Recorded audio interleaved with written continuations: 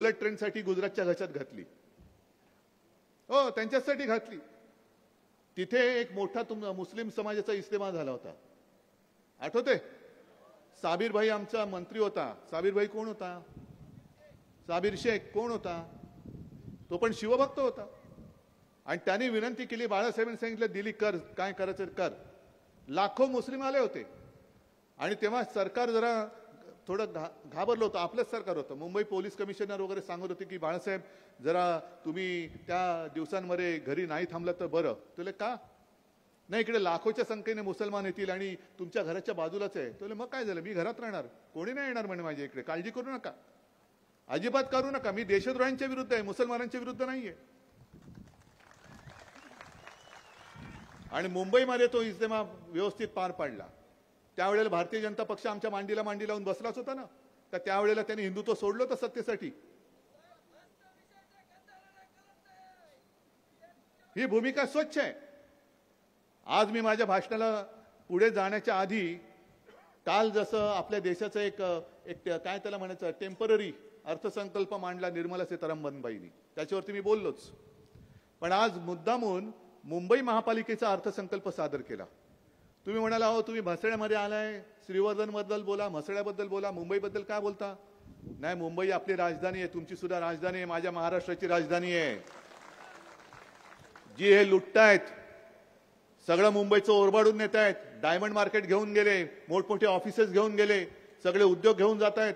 मुंबईची अत्यंत मोलाची जागा ती बुलेट ट्रेनच्या घशामध्ये घातली. आरेची जी जागा पर्यावरणासाठी आम्ही राखून ठेवलेली तिची वाट लावून टाकली. त्याच्या पलीकडे कांजूरची जागा घेतली. आणि मुद्दामून तुम्हाला सांगतो, कारण काही काही वेळेला असं होतं की युती सरकार आपलं 95 साली होतं. मला वाटतं त्याच सुमारास हिंदू हृदय सम्राट शिवसेना प्रमुखांच्या हस्ते वांद्रे ते वरळी या सेतूपुलाचं भूमिपूजन झालं होतं. त्याला काही काळ गेला, दरम्यानच्या काळात सरकार गेलं, तो पूल पूर्ण झाला. भूमिपूजन बाळासाहेबांच्या हस्ते झालं आणि उद्घाटन काँग्रेसच्या हस्ते झालं. मला वाटतं सोनिया गांधी आल्या होत्या, शरद पवार तेव्हा होते.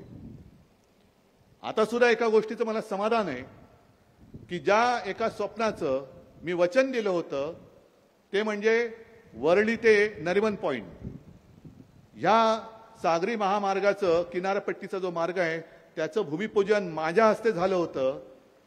त्याचं उद्घाटन करायला देशाचे पंतप्रधान 19 तारखेला येत आहेत. म्हणजे एक गोष्ट चांगली झाली की उद्धव ठाकरे जे वचन देतो ते पूर्ण करतो, याला साक्ष आता माझ्या देशाचे पंतप्रधान असणार आहेत की बघा हे उद्धव ठाकरेंनी दिलेलं वचन.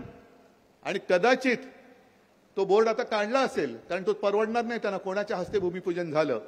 पाहिजे तर मी फोटो पाठवतो, बातम्या पाठवतो की उद्धव ठाकरेंनी वचन दिलं होतं, उद्धव ठाकरेंनी भूमिपूजन केलं होतं आणि आता तुम्ही त्याचं उद्घाटन करतात.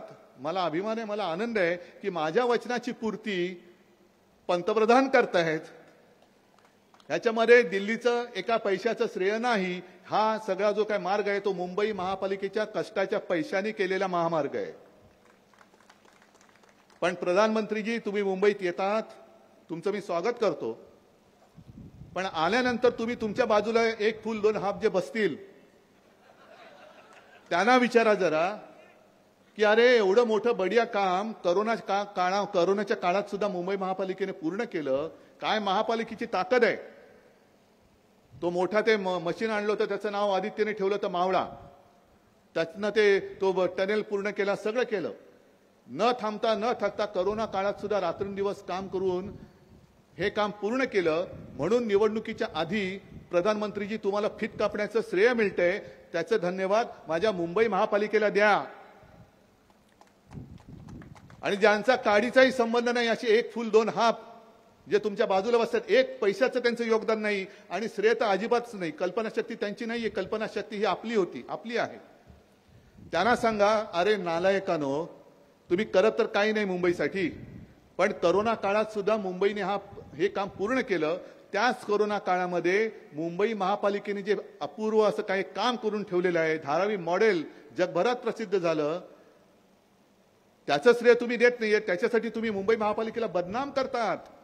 म्हणजे दिल्ली सरकारला जमलं नाही ते माझ्या मुंबई महापालिकेने करून दाखवले. याबद्दल मला मुंबईचा अभिमान आहे. जे तुम्ही नाही करू शकलात ते माझ्या मुंबईने केलं आणि तुम्ही करू शकला नाहीत म्हणून तुमच्या पोटात दुखतंय आणि त्याच्यासाठी ती भ्रष्टाचार नसलेली खिचडी तुम्ही खाल्लीत म्हणून तुमच्या पोटात दुखतंय. कसला भ्रष्टाचार आहे? आणि करोना काळामध्ये मी सुद्धा इकडे बघितलं ना, सगळे मुस्लिम आलेत, हिंदू आलेले आहेत, काल जैन होते. तुम्ही मला सांगा, तुमच्यात मी मुख्यमंत्री असताना करोना काळात भेदभाव केला होता का? ना धारावीमध्ये केला, ना कुठेही केला नाही, मालेगावमध्ये सुद्धा केला नाही. कारण जेव्हा आम्ही शपथ घेतली मुख्यमंत्री म्हणून, ती संविधानाची शपथ घेतली. ज्या संविधानाची शपथ पंतप्रधानांनी सुद्धा घेतलेली आहे, तीच शपथ, त्याच घटनेवरती हात ठेवून मी शपथ घेतलेली होती. सगळ्यांशी समानतेने वागेल, मी कुठेही भेदभाव नव्हता केला आणि करणार नाही. शिवसेना रक्तदान शिबिर घेतं, आमचं रक्त कोणाला जातं? हिंदूला जातं, मुसलमानाला जातं, आम्ही नाही बघत. पण जे काम केलं आहे, तुम्ही चांगलं काम कराल, तुमची आम्ही तारीफ करू. पण जर मी अनेकदा सांगितलेलं की करोना काळामध्ये देशामध्ये सर्वोत्तम मुख्यमंत्र्याचा बहुमान पहिल्या 5 मला नेहमी मिळाला. हे माझं कर्तृत्व नाही, हे सगळं माझ्या जनतेचं आणि प्रशासनाचं हे कर्तृत्व आहे. त्यांच्यामुळे म्हणजे हे त्यांचं नाव मुख्यमंत्री म्हणून माझं नाव त्याच्यात आलं, माझं नाही काय त्याचे श्रेय. पण आपल्याला जर का आपल्या लोकांची तारीफ करता येत नसेल तर कपाळ करंटे टीकाकार असतात, जे आपलेच, त्यांना अभिमान वाटायला पाहिजे होता की जगाला जे जमलं नाही, जगाने ज्याची तारीफ केली ती मुंबई, त्या मुंबई महापालिकेचं कौतुक करायच्या ऐवजी तुम्ही मुंबई महापालिकेला बदनाम करताय. आणि ज्या मुंबई महापालिकेने स्वतःच्या हक्काच्या पैशाने, केंद्राच्या पैशावरती नाही, जो सागरी महामार्ग केला, त्याचं श्रेय घ्यायला प्रधानमंत्री येत आहेत. प्रधानमंत्रीजी, तुमचं मुंबईत स्वागत आहे.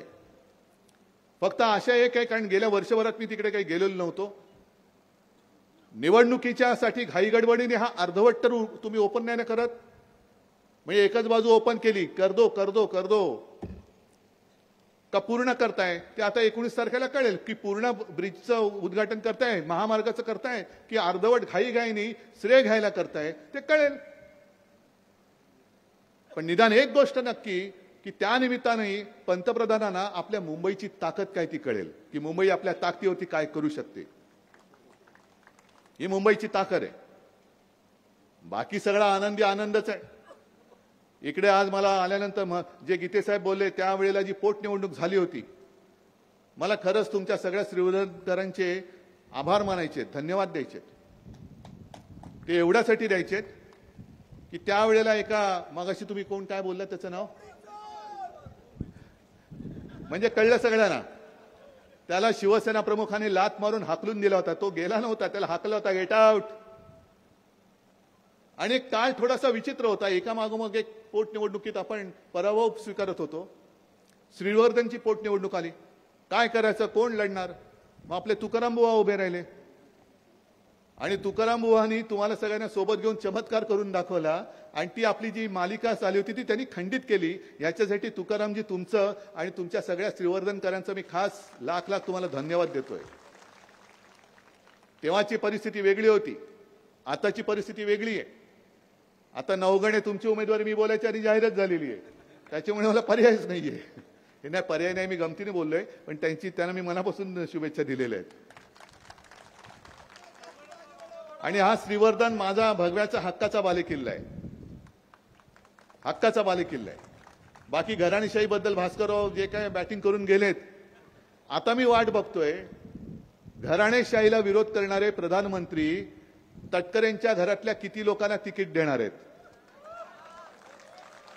होऊनच जाऊ द्या. आता सगळे वडिलांपासून मुलीपर्यंत, नातवापर्यंत जे कोणी घुसलेत त्यांच्या पक्षात बचाव बचाव करत, त्या सगळ्यांना तिकीट देणार की सगळ्यांना सांगणार की आमच्याकडे घराणेशाही चालत नाही, चल बाहेर जा. आणि तिकीट नाही दिलं तर मग मला तटकऱ्यांना विचारायचंय की तुम्ही तरी देखील जे त्यांच्या ताटाखालचं मांजर झालं ते तसेच राहणार की परत पवार साहेबांकडे येणार? कारण पवार साहेबांनी सगळं त्याने दिलं, आता भास्कररावांनी सांगितलं. मग सगळं ज्यांनी दिलं त्यांच्याकडे परतणार की ज्या एका लाचारीने तुम्ही गेलात तिकडे त्यांनी तुम्हाला जर का नाकारलं तरी देखील तिकडेच चाकरी करणार, हे सुद्धा उघड उघड सांगा. आणि जर तुम्ही उद्या सांगाल की मला भाजपने तिकीट नाही दिलं तरी मी भाजपमध्येच राहीन, हे निवडणुकीच्या वेळेला कळेल. भाजपमध्ये म्हणजे भाजपच्या सोबत, जवळपास भाजपमध्येच गेलेत ते. कारण असं बोलावं तर लागेल, कारण मी आज एवढ्या जाहीर सभेत बोलल्यानंतर उद्या त्यांना बोलावंच लागेल. आमच्या घरात एकालाही तिकीट नाही दिलं तरी त्याच्यापेक्षा तटकरीजी तुम्ही असं जाहीर करा की भाजपची किंवा प्रधानमंत्र्यांची जी एक धोरण आहे घराणेशाहीला विरोध, ते धोरण आम्ही स्वीकारतो आणि आमचं घराणं राजकारणातून आता निवृत्त होत आहे. तटकरे साहेबांनी जाहीर करावं की आता बस झालं, आम्ही आता जे काय खाल्लं ते आता आधी थोडं पचवतो आणि मग परत बघू. पण आता तूर्त प्रधानमंत्र्यांचं जे धोरण आहे त्या धोरणानुसार आमच्या घरातनं एक